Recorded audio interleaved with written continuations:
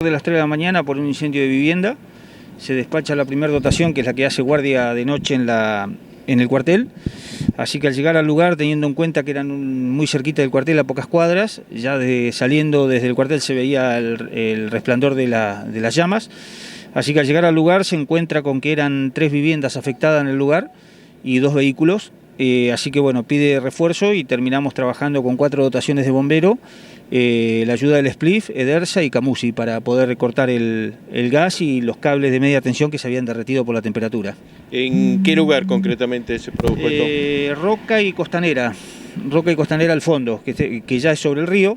Teniendo en cuenta que las calles son muy angostas, costaba mucho por la temperatura que había. Vos tenés en cuenta que se derretían la luminaria de las calles, de las calles.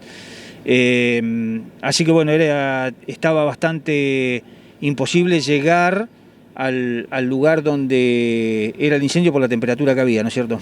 ¿En una de las viviendas funcionaba una panadería? En una de las viviendas atrás había una panadería, de los cuales la vivienda, la primera, la principal, que es aparentemente la que se prendió primero, era una vivienda de 2 plantas, aparentemente con madera adentro y chapas de zinc por fuera. Teniendo en cuenta que las calles son muy angostas, estaba muy sobre la línea municipal, obviamente tenía la reja. Del lado de afuera, entre la vereda, lo que es vereda y calle, un Fiat de Duna, también que se prendió fuego, y entre esta vivienda y la panadería atrás había una camioneta cargada con pan, una Fiorino, que también fue afectada en la trompa y en el lateral, y la panadería esta que se salvó, se alcanzaron a derretir los vidrios y bueno, se salvó, se sofocó el fuego de los aleros y eso, pero en la vivienda lindante hacia el sur, hay otra vivienda que era también de mampostería, sufrió unas pérdidas entre el 60 y el 80% de la estructura del techo, y teniendo en cuenta que habían 2 menores sola durmiendo dentro de esta vivienda, pues su papá estaba trabajando, que de los cuales la despertó para que puedan salir. Pudieron salir, no hubo víctimas. Exacto, no hubo víctimas. Solo por ahí en la vivienda, la principal, fue una persona mayor y su hija o su nieta que fueron trasladados al hospital por inhalación de monóxido de carbono. ¿Manejan alguna hipótesis de cómo comenzó el fuego? No, eso va a ser materia de investigación de policía.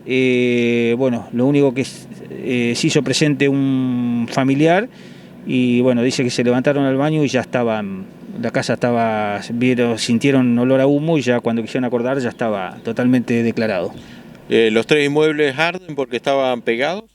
Exactamente, ahí teniendo en cuenta que son terrenos muy comprimidos y las viviendas están todas muy cerca, si bien había una separación muy chica entre el cerco y los 2 aleros, por temperatura, como te decía hace un rato, había muchísima temperatura porque se han derretido las luminarias del frente de la casa, del otro lado de la calle, pero también hay que tener en cuenta que son calles muy angostas.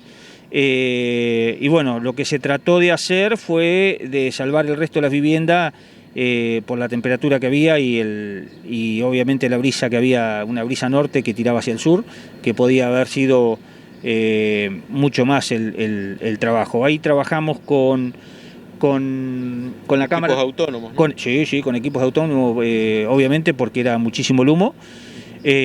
Trabajamos con la cámara térmica para poder ver los puntos más calientes de las viviendas lindantes y el detector de gases porque teníamos una pérdida de gas de los cuales no podíamos terminar de apagar porque la casa de madera se derrumbó en el lugar y con tantas chapas de zinc estaba ardiendo de abajo y no podíamos mover, y lo que sí teníamos una pérdida de gas muy interesante, importante debajo de las chapas, hasta que trajimos el detector de gas y poder detectar de dónde estaba esta pérdida.